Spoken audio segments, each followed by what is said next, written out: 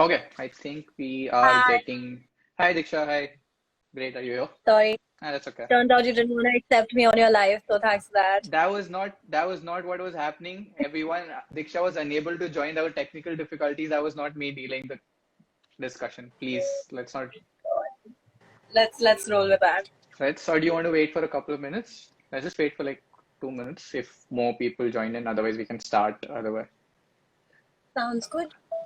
वैसे the people who are tuning in, have you guys been reading A Suitable Boy? Like, please let us know through the comments if you can.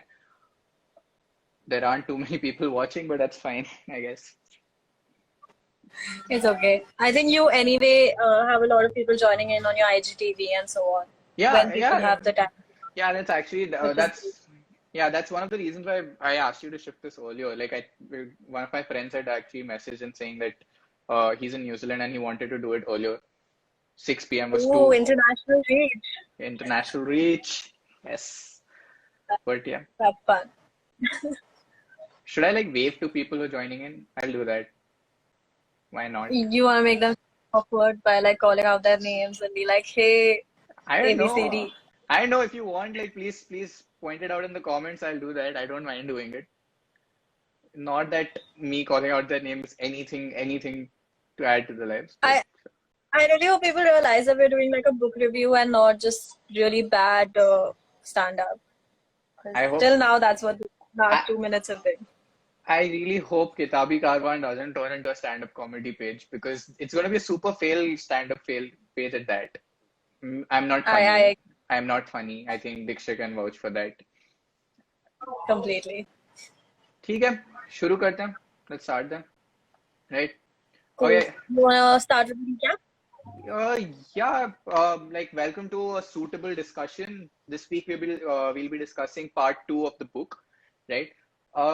Last week we did part one where we just see an introduction to the base characters, and it's from Lata's perspective that the first part was narrated, and we just see what the core of the book is going to be about, which is largely going to be a search of a suitable boy for Lata, right? We're introduced to her family and uh, her brothers-in-law, her sisters-in-laws, right?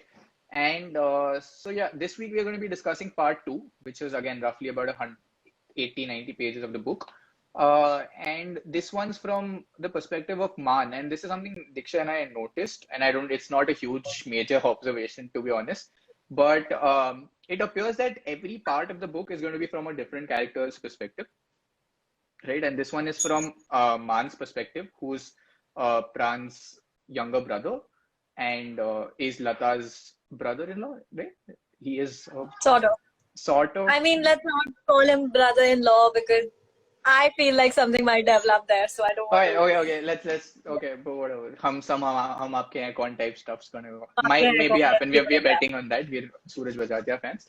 But yeah, that is something that we noticed, I guess. This part is going to be from her perspective, from here, Man's perspective, right? And so yeah, that was the first thing out there. Diksha, you want to kick us off? to me, something that stood out was, of course, the fact that it was from Man's perspective, and maybe that has a lot to do with it. But it was an extremely raunchy chapter, I think. Considering it's set back when it is set, there was a lot of like when you were reading the first chapter, maybe because it was Lata and that character is described as more innocent and like younger, whatever. But this character definitely had more sexual overtones. You could understand that these characters are like proper adults. They have like certain aspects that they're discussing and so on. So that was the first thing right off the bat, immediately when the holy scene sort of came up. Right, And to me, it just reminded me of the horrors of this festival, right, why I do not like playing it. right. Those 2 pages describing it was just, I mean, I felt like I was in my nightmare. And It and was it, so well described. and it's quite horrible. Like, I mean, to the extent how like, so this is one of the, so generally you see two perspectives to Holi, right? Like, one where you see, like, they're just being, one is a consensual Holi that's played, and this one was clearly not. Like, this one was Yeah. very open. And this actually highlights that issue which people have with how Holi is celebrated, right? Like, you have Man, who's shown to be like this brash young guy who feels it's okay to, just like manhandle women and just like rub color over her. In, and obviously, there are these like so how in Indian culture you're supposed to have these boundaries, right? Like your sister-in-law, like your elder brother's wife is supposed to be someone who you like look up to and like, or at least have some modicum of respect for, and that suddenly just even that is apparently just thrown out at during Holi, right?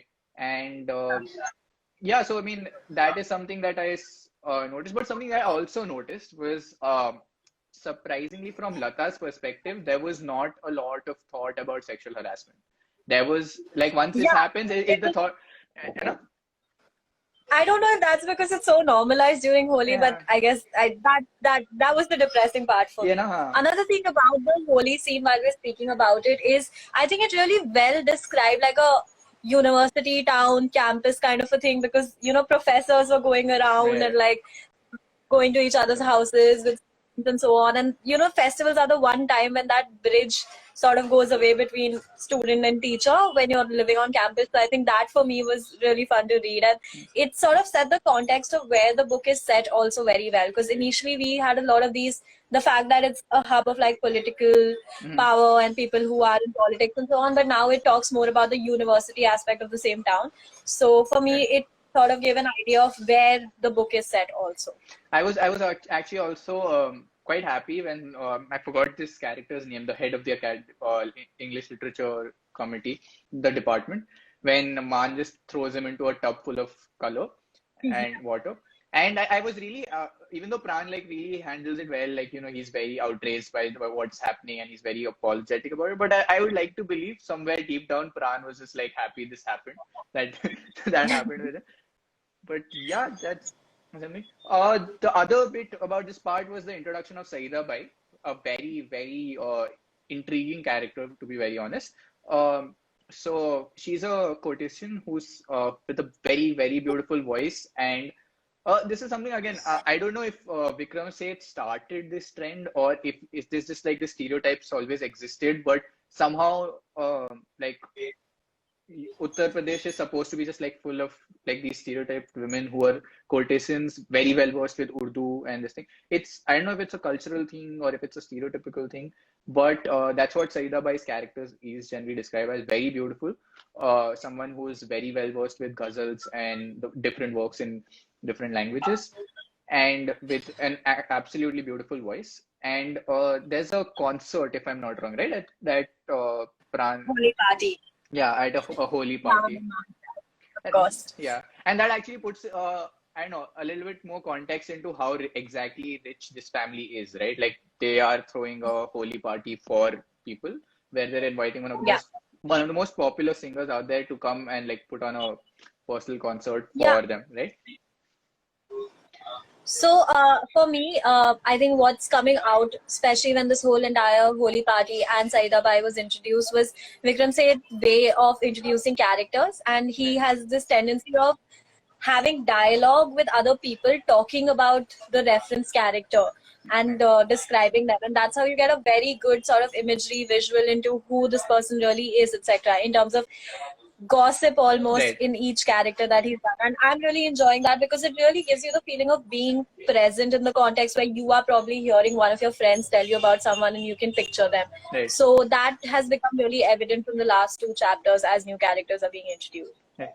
And something that happens during the concert, right, is we see Man is very particularly like enamored by Saida Bai. Like everyone else is generally transfixed by her voice, by her beauty, by her command over the language, but Man is just like it just seems he's bought into that entire narrative way too deeply. And this really ties back to that description in the first part where he's described as some sort of Casanova, I guess, Cad as they're described in the book, which Yeah. is a brilliant throwback to how this thing people do. I know. I think I've heard this from people who were college going in the 90s or early 2000s that CAD was a thing, which I don't know if it still is. It definitely isn't. I didn't feel that in college, but if CAD was a thing, I It, didn't hear I anyone don't in think college. it is, but I heard when the first and the only time I've actually heard Cad is in Gone with the Wind. So like Rhett Butler, the main anti-villain but hero, anti-hero, whatever, was described as a cat. And then when I read it here and it was likened to Cadbury, I was Yeah, very, very confused. Because I think the yeah, meanings were the same but like yeah. completely different reasons. And to me that was, I don't know. Now I don't really know what CAD sort of means, I think.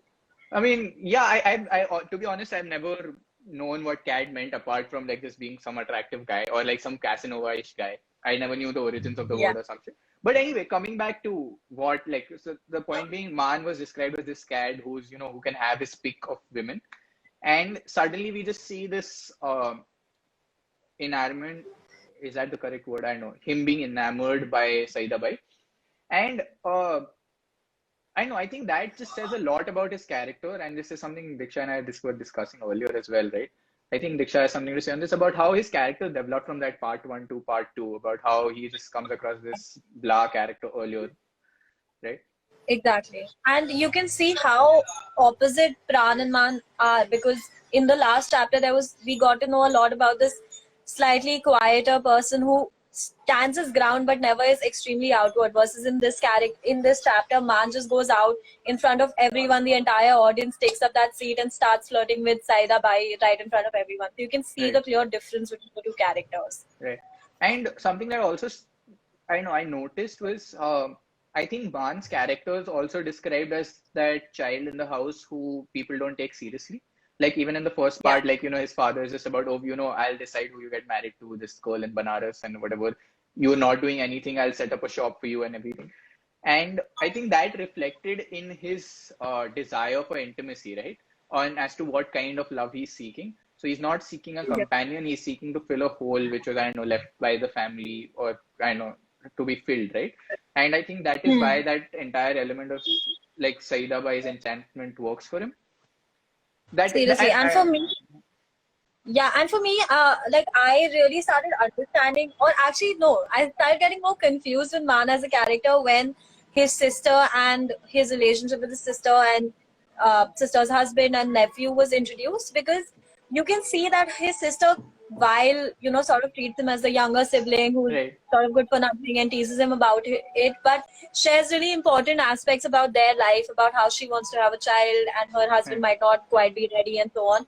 So for me, initially my read on Man was someone I'm not going to enjoy reading about, a very stereotypical CAD, like we were discussing. But right. his relationship with his nephew and sister makes him a little more endearing to me. So I think that's very interesting.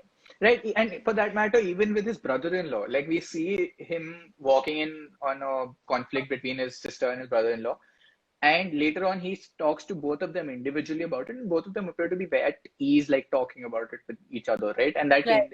And that just shows like how Man is as a character, that people do feel like comfortable talking to him about things, at least Hmm. people of his own generation or people who he cares about. And he's also shown to have a very accommodative view in general. Like he hears both sides and he offers counter arguments, and it just I don't know, it just builds in a more caring character than the one we see like in the first part. Okay? And Initially, right. something that was very I think representative was also this entire small bit. Okay, so just for context, Saida Bai has a younger sister, Tasneem, right? Is then Yeah. Yeah, right. And we see this small bit about one of her tabla players or harmonium players getting a small mena for an Alexandria parakeet for Tasneem, and the backstory aside of how their mother had an entire this thing about Maina, we see an interesting interlude where we see Saida Bai when she's alone with the parakeet. She's talking about how the parakeet is inside the cage and how they would just the best place for a parakeet to be is to be free outside the cage. And we see this entire description of Saida Bai, who is professionally put, she's at the top of her field, right? She's one of the most popular courtesans in Purva Pradesh, and she is supposed to be having a beautiful voice. People come from all over. There are kings who would pay to, just be there with her. But she's also shown to be this person who strove her entire life to keep Tasneem away from it and has a very overprotective side to it. She doesn't let we clearly see she's very uncomfortable leaving her alone with any man while having a conversation, or for that matter, like just keeping her away from any of this so-called, I know, vice of a life, right? Like she wants to just Yeah. build a different life for her. And it's a very interesting like narrative device used by Vikram Seth, right? Like using a parakeet who's caged. And another really beautiful, I think, writing style that was used was when Tasneem finds out that a parakeet is separated at birth from its siblings, right? Because that is the only way they'll learn how to. And her first reaction is like you see that she values her sibling bond way, way much because she starts crying and she has this thing that, oh, how saddening this is.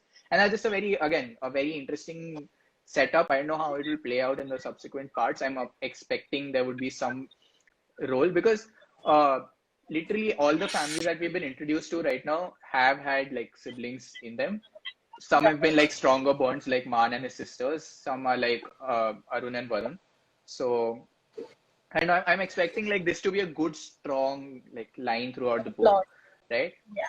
So, speaking of writing styles, one thing I'm not liking, which became very apparent with Saida Bai speaking and narrating in Urdu and her poetry, is the Hindi English aspect that we discussed a little in part one also. So, for example, things like Man leaving that horrible cheesy line about the one who stays in love because his house Yeah. is Prem Nivas, or like because he's Dag and Stain, I think, were likened to each other. The thing is, the poetry and everything in Urdu is written in English and with its English translation. So Dag Mahal is Stain something, whatever. Right. And that just doesn't translate till you go to the next two lines where they're like, oh, this was, like Vikram Right. said, I have to point out that Stain was used to make this reference. And I And really don't understand, maybe in an attempt to make it more sellable across the globe or whatever the editorial choice was. But for me, that's taking away a lot from the small snippets, poems, dialogues that people have among each other. mhm. Because for someone who speaks Hindi, for me, that is something that just not translating. Like it's a really Right. badly, it's a wasted, I feel, dialogue that's going on between characters. So that's something I'm not enjoying at all. Yeah, I definitely agree. And like when I was thinking about it, the only possible reason that crossed my mind was, of course, making it sellable across the globe. So like making it everything in English. But the other thing was, I think, like just a reflection of how members of the Indian literature community would be viewing themselves back then, to the extent that perhaps they weren't as confident about their position in global literature, and that is why a reluctance to, I know, embrace, say, like you're more trying to build in this vernacular languages into their literature, which saw major change subsequently, right? Like any of the major books that you read post 2000, you'll see like Indian Right. authors have like just strove to break past it. You have, and it's not just restricted to like so-called bestseller book commercial writers. It's even your traditional literature writers, like something like Jhumpa Lahiri, right? Jhumpa Lahiri has often talks about, like writes, mentions Bengali words and like it's about her culture. You have books like Ghachar Ghochar, like which get critical acclaim for building in a lot of Kannada into like there tons of examples about it, and I think that was something that might have weighed in on Vikram Seth back then, that maybe putting out a novel that is Puritan in that sense, like is Probably. might That makes just, sense. right, might make it more this. So yeah, but that's something I really like. I mean, it kind of ruined the humor behind it. Like, like the entire Prem, what you mentioned, right? Prem Nivas or lives at Yeah, the house of love or Dag and Stain. Well, I think it exactly. And it's used in a very broken way where obviously the names are still Prem Nivas. So there's not 100% translation of things into English to make it right, extremely relatable. Someone who doesn't understand Hindi or spoken Hindi would probably still not understand a few words. But right, so it's not here, neither there, and that to me is sort of breaking the. It's breaking the right. flow I have, like especially with him using so much Urdu in this chapter and like poetry in this chapter. It just sort of took that away from me as a reader. I actually miss that line about like the servant pointing out a stain on the floor and she understanding it's dark, like a minute, because Same. then yeah, subsequently, like when I read, oh, she must reward the girl for being smart, and then that's when I went back and I read it, and that is something I know kind of makes dulls the Yeah, I entire mean, as a experience. reader, you want to feel included, right? Because you're a reader who is Right, in on Saida Bai's right, secret about her having whatever she's having with Man. right. And the fact that you did not get it at that point and it took you a while is just, I mean, I think that's not really great writing. I think that was a Right. huge miss. Yeah. And so even like coming to that scene, right? Like where it's a very weird like scene in that sense, where you see that there's this Raja who's paying for his time with her, right?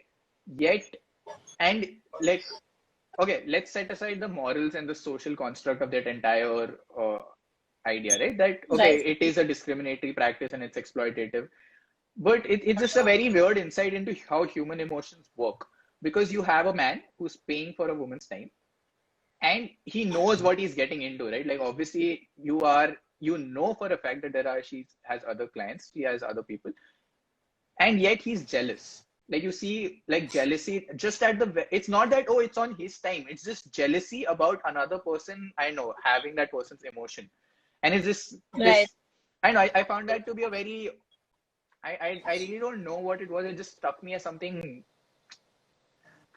not bothersome also. It's just something to take away, right? Like it's that, and very, very hypocritically, that doesn't apply to him at all. Like he's like, his wives are expected to be okay with his affairs and everything.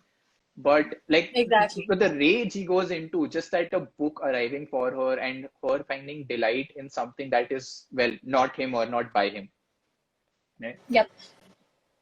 So another thing that I don't know if this is going to be a plot point or something that glaringly stood out to me is we know Saida Bai stays on this like very plush street where most well off and like higher class society people stay and so on, Right. which to me is something which is not fitting very well.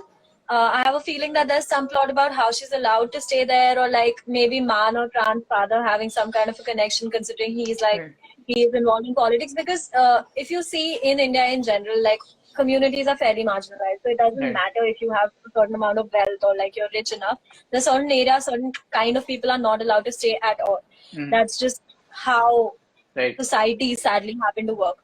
So I find that also extremely strange. And the fact that when Saida Bai and her sister's living situation was described, it was described as to help women who stay with them, and the fact that women was emphasized. I find it extremely strange that they are staying on the same sort of building, society, road, wherever, Right. as the other people who are their neighbors. So I think there will be some kind of conflict there. We might get to know a little more about how that came to be, because that's not a Right. very normal thing, I think. Definitely, I agree with it. And I think the only clue I think we get to it is when there's that mysterious sum that arrives from Nawab Sahib's house. And there is this like slight glimmer when Nawab Sahib's son and Tasneem, like he feels as if he knows Tasneem somehow.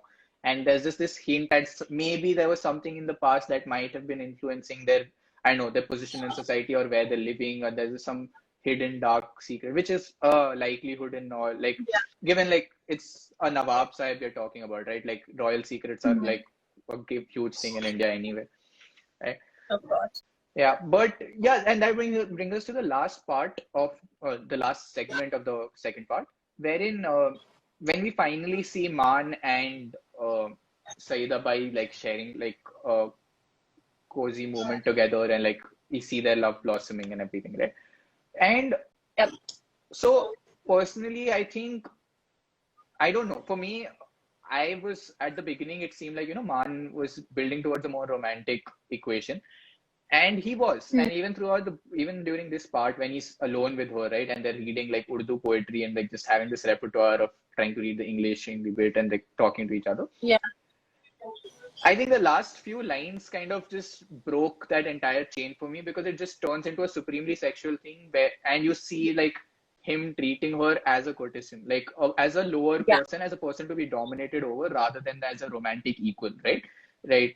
Completely. And for me, the fact that he got out that book of poetry as a gift instead of jewelry, which she also pointed out, made me feel like he understands her. Like Yeah. she felt the same way. So you thought I would build to like some kind of romance, etc. But I don't know if it was the writing or maybe that was just man being the cat he is and like playing up to get what he wants. So we don't know the character well enough to know if it was that's what Right. he was developing towards or not. But yeah, Right. that was a very huge flip flop for me. That didn't make Yeah. sense. Like personally for me, I think this was like a classic clash between, okay, who you are actually as a person and who you've been brought up to be, right? And this just takes me Yeah. back to something. So you know how on Facebook you have these quotes and shit stuff, right? And I remember one of them really, Are you going to quote the first thought and the second thought wala yeah, quote? yeah. Okay, guys, my Okay. best friend knows me really well. But so yeah, like for everyone who doesn't know what this is, we had the quote basically goes that when you look at someone and the first thought that comes to your mind is what society has like taught you, and the second thought is actually who you are as a person when you can reflect back on it. So I think here, what happened was, I think Maan in general is very interested in Saida Bai romantically. He values her as a person. He's very enamored by her. Actually, I don't know if he's completely like he's just attracted to her in the sense that he has a crush on her because he doesn't know her as a person. He just knows her as like a person who performed. He found her beautiful. He found her voice good, and that's it, right? But I think the ending with like the bit where he just I know kind of forces himself or like urges himself to go stronger on her. I think that is just like a reflection of that upper class upbringing wherein you're just taught to be more dominant over someone who's supposedly lower to you. I don't know in that sense, or just used to getting his way with things, or like this is how I want things, this is how it's going to be, right?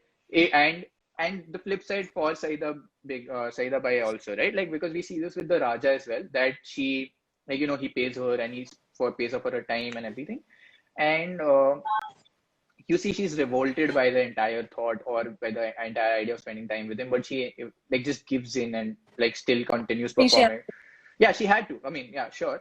But and we see like she wants to fight back against it. And I think maybe a similar thing might be playing out here also, that when she gives in, it's actually more out of that thought process that's been built into her that, at the end of the day, if some a This is Sahib, why yeah, what I have to do. right. So maybe that's subconsciously playing. And this is something I think might play out really well in the subsequent parts where you talk, when this entire equation is spoken about, when you have Dark Right. Saib and Saida Bai like being in a romantic equation. I know. I don't think it's far-fetched to imagine a possible scene where, he's just like, do you know who you're with? Or like, he just calls her by a name or something. Involuntarily, Hmm. obviously not intending, but this being a plot, I don't know, point in the this thing. Probably, I think that could be possible. Right. I have a feeling that the Saida Bai and Man thing is going to resolve very quickly with this one chapter. I don't think it's going to develop into too much into anything, and I feel like that really shows that shows who Man is as a character. And I'm also surprised about how less of a taboo this was, because there were these two scenes with his sister and with his friend, I think with Feroz, where they were both like, wait, are you doing this? Are you interested in her? Sort of Veena going like, are you sure you want to go? Are you going to go to her house? And Hmm. no one sort of reproached him on it. No one said no. No one said you should not definitely be doing this. True. Which to me was extremely shocking, because in my head it was much bigger of a taboo than it seems to be for like his sister and his best friend. I know. I think what ties in there is again like at the end of the day, Man's a rich guy. He belongs to like this upper. He's dark side. That's it. Like he's not like your average person, right?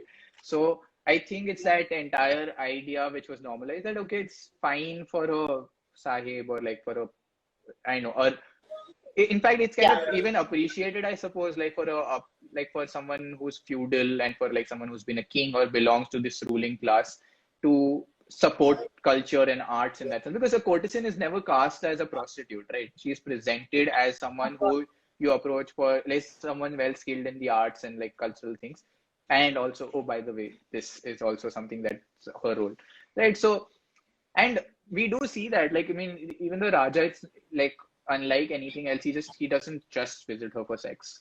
I mean, that's something we see. Like he goes there, he's like, Yeah. sing not as politely as I'm putting it, but like, sing for me and sing this, and he enjoys her performance and her company and this. So I don't know, maybe that plays into the entire taboo angle wherein uh it's just seen as one of those vices that rich people have and you can't really do much about it. Right. True. Quick question though. While you were reading all of this, and this stood out to me in chapter 2, so I'm not sure if I am missing something out, but like, do you have any idea about how old these characters are? Any of them? no, not really. I think just from like a very randomish placement, I think, because Lata is in college, so I can, safely assume. And she's younger than Arun, who's supposed to be 25, so I can put her at 19, 20. Same for like Man, like I'm assuming they're in their early 20s, not above Exactly. And 25. for me, Saida Bai was so much older, Alright. also, which I don't know if necessarily is the case. So I'm a little like, I That is personally put, becoming a problem for me when I'm trying to picture these people. I think I personally put her at about 35 से 45 के बीच में, like somewhere in that range is where I put her because of because of the fact that she has Tasneem, who's about 14, 15 as a younger sister, and her 15 mother. years younger. Right. So I mean, like it's just Yeah. again, these are vague calculations that I put in, but like you're absolutely right. Like I think that is going to be a thing, right? Like, and I don't know if anyone has seen that. Actually, I think I can talk about this because this is something that goes out in the trailer, so it's largely like a non-spoiler thing in that sense. We do see like this reaction where someone has, I don't know if it's Man's father, I don't know what role Ram Kapoor's playing, but he has a, like, he lashes out at Man, like, have you thought about what will happen to the family, right? So I am just kind of trying to, I don't know, I think that might play out into the entire equation wherein this might be the problem which he's Yeah. referring to, right? Where this thing that he might fall in love with her and his father, this thing lashes out against him. That's like a high possibility. And it could also be about that age thing. Might just as might be. So yeah. Could be. For me, two fun things in this chapter. One about when Saida Bai is performing and she initially in the night targets this very young guy, Hashim, I think. And there's this description about how embarrassed he is and how his friends are laughing at him, which I thought was like completely on point because that's exactly what we would also do Right. to each other. So I think that was something which was really funny. Also, another thing that made me really laugh out loud was when these guys were all high on bhang in the first scene Hmm. when they go and play Holi. Imtiaz, who we know is studying to be a doctor, Hmm. is stoned and he's thinking about medical terms and he goes like myocardio something which I can't even pronounce. So these two like scenes sort of made me really chuckle and made me realize, okay, like that's how we are when any of us would be otherwise on mind altering substances on only Holi, of course, Of course. and of course, and when our friends are being hopefully teased not to the by their concern by someone who's performing. So It's those very. two scenes really that made me I'm laugh. sorry, something that just came to my mind when you spoke about that the younger guy who's initially like embarrassed when Saida Bai is this thing, flirting with him, and that again really juxtapose that with Man's reaction. Like and this is his family function, right? Like, and you generally at your family function you're supposed to be prim and proper and care about people around you and everything. And Man is okay, sorry, Man is unabashed Exactly. Ashedly like into this thing where he doesn't care what's happening. He's sitting at the back, he's enjoying. The moment space vacates, he goes to the front and he engages with her. Like he flirts back and he flirts back with And people applaud. yeah, like people applaud. I think people applaud more out of the entire repertoire rather than like the flirting. But yeah, like you just see how that's also like a reflection of Man's character. That at the end of it, he doesn't really care about what people, at least on a very superficial base level, when you're just not thinking about anything else. He just like, okay, I don't really care what people think or say or judge. I won't even be embarrassed by this. Fair enough. I enjoy this. I want to do this. Right? That's true. For me, the highlight of chapter 2 was I think I found my favorite couple. It's Veena and Kedarnath, I think his name is. I think they're like such a normal couple where he's just like he listens to his wife but they are arguing so well. So that entire scene that describes their argument, the back and forth about something as small as like getting groceries and who gets groceries and how they deal with their mother-in-law to like actually having a second child, which is a huge discussion. But it was written so well and both of them were so witty and so on. So for me, like I think I found the couple I'm rooting for.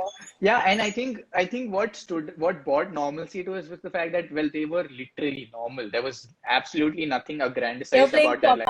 Yeah, whatever that is. like I mean everything else till now has been like this grand thing, right? Like either it's a wedding of this upper caste people, rich people who are supposed to into politics and whatnot, and like every other character shown to be either pursuing like supposed noble professions which require like high standing, or are people who by birth are born into this kind of life. Here we have like just a Yeah. regular family, right? Like regular family, regular house, regular stuff, regular problems. Groceries is a problem. Please, let's acknowledge this once and for all. Right? So, So yeah, so that for me was like really fun. Quick question, did you miss Meenakshi in this chapter? not particularly to be honest. because I wasn't at like even at the end of the first chapter, I was kind of like slightly bummed out about her character. Like I wasn't sure where her character was going and wasn't on my favorites list. But I think it'll be very interesting to see a conversation between Man and Meenakshi for some reason. I think yeah, I just like I really want all the character like some characters to after point in time just have these conversations. It'll just bring something really unique to the table. Yeah, and for me, I assumed that Mrs. Rupa Mehra's family would be at the center of everything, but this chapter really showed us that they're not, Right. and there is no central character as such, because there was, aside from initially the holy scene, there was really no mention about them or Yeah. anything related to them, no talk about them. So that was also very interesting.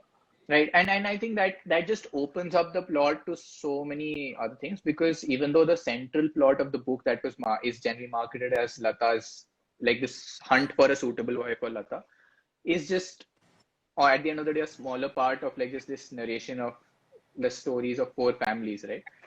Or that's Yeah. what it's supposed to be, four more families. But yeah, it's just quite It's like a lot more right now. yeah, so there's just like a lot more plot to digest, I guess. Right. So yeah, I think that's about it. I don't think I have more to add on this. Do you? Again, good. Okay. Any thought on who you think chapter 3 is going to be on? I don't know. I would like to see it be on one of either Meenakshi or like Meenakshi is one of her family members, or I would like it to be from Pran's side, like completely from Pran's side. Because I'm till kind now, of done with Mark. Acha, you're done. So, yeah. I don't know. I felt that Pran is been marketed as one of those saner characters, right? And I would really like to be proven wrong here. It's just that. Like I want to see that twisted side or like a different side to Pran, which So you believe everyone is messed up in some way in this book? I think that's in life. Everyone has that like weird messed up part, and I think I'm just really rooting to see Pran's hidden messed up side rather than the other one.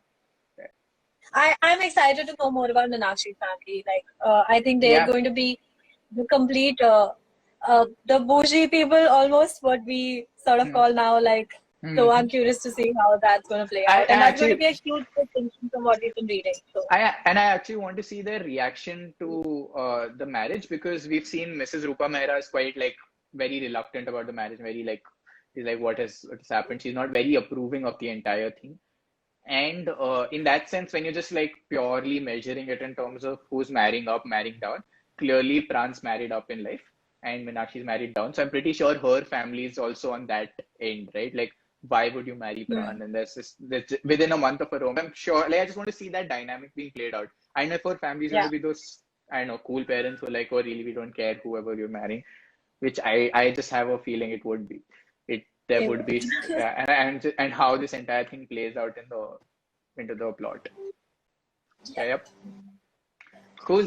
So yeah, that's about it. Thank you everyone for tuning in. We'll be putting this up on IGTV, and unfortunately, I've not been able to put this up on Instagram. Like it doesn't appear on stories for the next 24 hours. I don't know why, but I'll be sharing this as a post on my story. Yeah, this is up on IGTV. Please check it out. Leave your comments down, subscribe to the channel, not to the oh damn, I'm doing this like a YouTube thing. Wow. Okay, no, please check out the Instagram page. Send in your DMs and your comments about what you liked about this, what you didn't like. We'll try to like accommodate your views in the next discussion, and we'll be back next Sunday. Bye. Hope all of you loved that episode. If you did, don't forget to like, share, and subscribe to our channel and our podcast. Please tell us how you like this podcast through the comment section below. We'll be back with another amazing episode of the Kitabi Karwan podcast. Thank you for listening.